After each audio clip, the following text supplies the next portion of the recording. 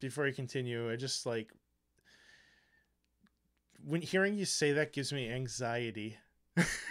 Because like Not wanting to get out of the car. no, like the whole idea of just hunkering down and doing nothing but playing a game for a length of time, like Takes real commitment, man, when it you're a married does. adult. It does. And like it just makes me feel like anxious, like I should be doing something like else, you know, Oh yeah. like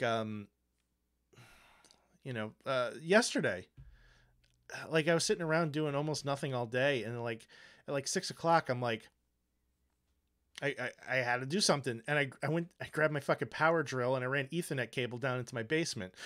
like, you know, Dude, I've so been there, man. It's like a weird bug that, it's like a splinter in your mind yeah, that you just have to learn to just leave it there I guess. and let it bother you. And I know that's kind of a weird metaphor, but it's true. Like I actually had to prep myself. I had to psych myself up. I had to Mm, tell Lauren, I was like, "Hey, today I'm playing this game and I'm probably going to play it all weekend." And I mm, had to make it like a sort of this verbal announcement, not only to kind of psych myself up for sticking with it, but also to let her know, like, hey, as don't your bother me. husband, I'm gonna be I'm gonna be like busy, like doing something I normally don't do, but I Yeah, need to do this. yeah. And I had a lot of stuff that I was already caught up on, laundry, all that kind of crap. And I was like, you know what? You don't have any excuses this weekend. You have nothing going on. Don't try and create something that you know doesn't really exist, Right. even though you want to. And just sit down and sink your teeth in and do not let go. And I'm so glad that I didn't. And I really hope I can keep that momentum going into the rest of the year. I'm glad Um, glad it worked out for you. it did. And like I said, I just hope I can stay strapped in.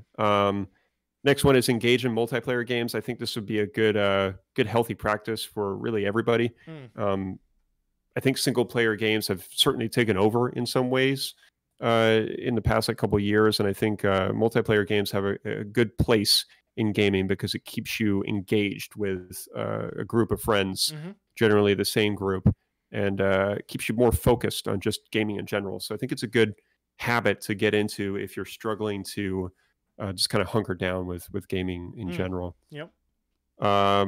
More co-op games, very similar aspect here. Being able to play with somebody else is way more engaging than sometimes playing with just yourself. So I think that's something I'd like to try. The debate really is like what co-op games are out now. What is there to play, because it's not something that you typically hear about. Is all these like crazy co-op games that everyone's playing.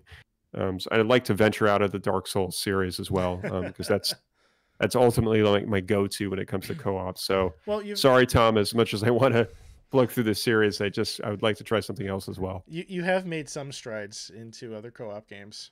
Um, so Portal. You've been playing That's Portal. true. That's Portal true. 2. What a tremendous game that is. I'm really looking forward to getting back to that, Me man. too. I know we didn't do it this past weekend, but we're going to get to it again soon. And then the last one was abandon games more frequently if things aren't clicking in a respectable amount of time. Mm. Again, something that we've kind of rehashed several times, but for good reason.